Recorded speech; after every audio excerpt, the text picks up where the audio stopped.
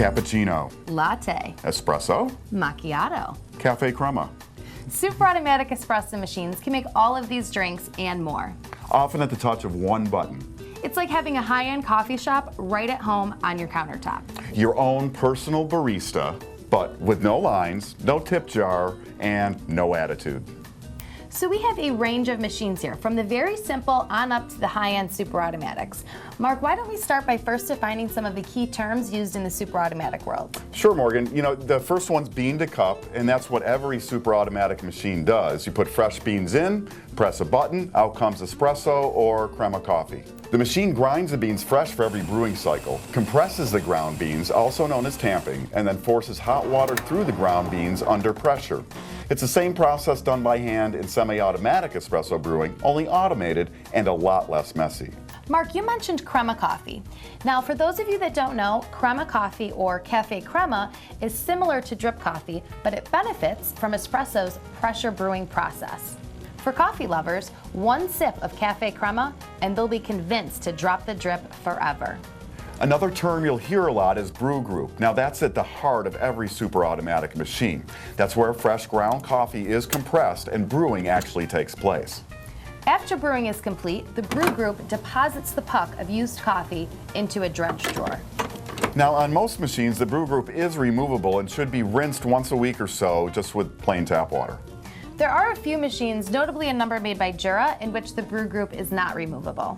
So on those, the machine will work to keep the Brew Group clean, generally with the aid of a cleaning tablet that needs to be run through the machine every so often.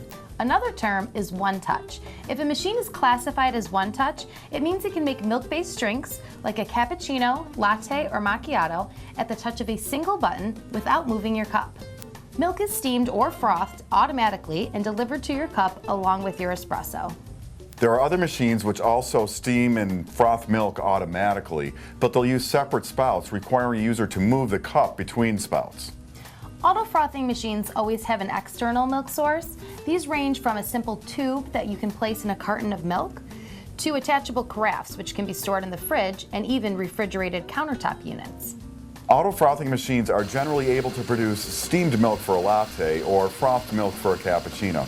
Now, some machines can produce just one kind of froth, while others will allow a user to control the amount of air injected into the milk to vary the density of the froth. Machines that don't have auto-frothing will have a steam wand for working with milk, and many machines that do have auto-frothing will still include that steam wand. Steam wands can produce steam milk for a latte or a nice froth for a cappuccino. They can also deliver hot water for drinks like tea. Frothing milk with a steam wand is a skill that requires practice, but luckily most machines come with a Panarello-style steam wand. Yeah, those Panarello wands, they make it easy for beginners to produce a nice froth by injecting the proper amount of air into the milk during steaming. Mark, let's talk about how these machines create hot water and steam. They generally use thermoblock systems, which will heat small amounts of water very quickly. Yeah, from turn on to ready to brew, you're looking at generally about a minute. Now, some machines are going to have one thermoblock and some are going to have two. The advantages to having a machine with two thermoblocks is that it's ready to steam immediately after brewing. With a single thermoblock, you're generally waiting about 40 seconds between the brewing and steaming process. In a bean-to-cup system, you're always brewing from whole beans that are freshly ground in the machine's grinder. Now, there are a few different styles. Yeah, you've got metallic burr grinders right up through ceramic grinders. Now, the ceramics are generally considered better as they generate less heat when grinding and leave more flavor in your coffee. You'll also have control of the grind, going finer for espresso and coarser for long coffee. Now, machines do differ in the degree of control a user has over setting the grind. Now, most all machines will have a bypass doser. These allow you to use pre-ground coffee. Handy if you have guests over and someone would prefer a decaf. All machines have a water reservoir. Some can be removed from the side, some from the front, some from the top. Now, in some you can tell at a glance how much water is in there. Others you have to remove to see the water level. Most machines will accept a water filter, and we highly recommend using one. Yeah, cleaner water means better tasting coffee, but just as important is using a filter to properly maintain your machine. Over time, calcium deposits will build up in the machine and require descaling. But if you use a filter, you can extend the time between those descalings. In fact, Jura makes a filter for some of their machines, which if used as directed, will eliminate the need to descale.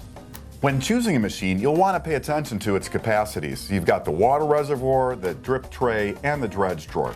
It all comes down to how much you'll be using your machine and how often you're willing to service these areas. Super automatics, for the most part, are very similar in how they brew.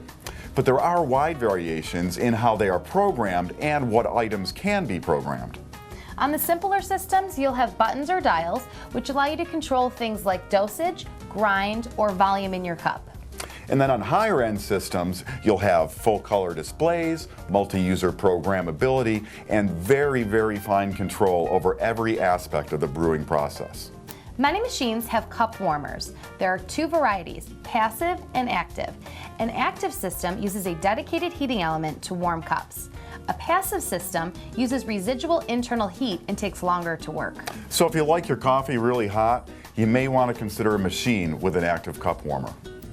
So that's a basic overview of the capabilities and features of super automatic espresso machines. On our website, you can find a listing of each machine's features on its product landing page, or use our Compare-O-Matic to generate side-by-side comparisons. Yet these machines are really capable of producing all your favorite coffee-based drinks. It really is like having a barista on your countertop. If you have any more questions, feel free to give one of our friendly espresso experts a call. They'd be happy to help. I'm Mark. And I'm Morgan. Thanks for watching.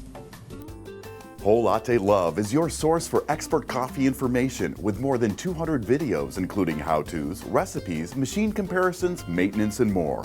Join us on Facebook for more expert advice and coffee lovers fun.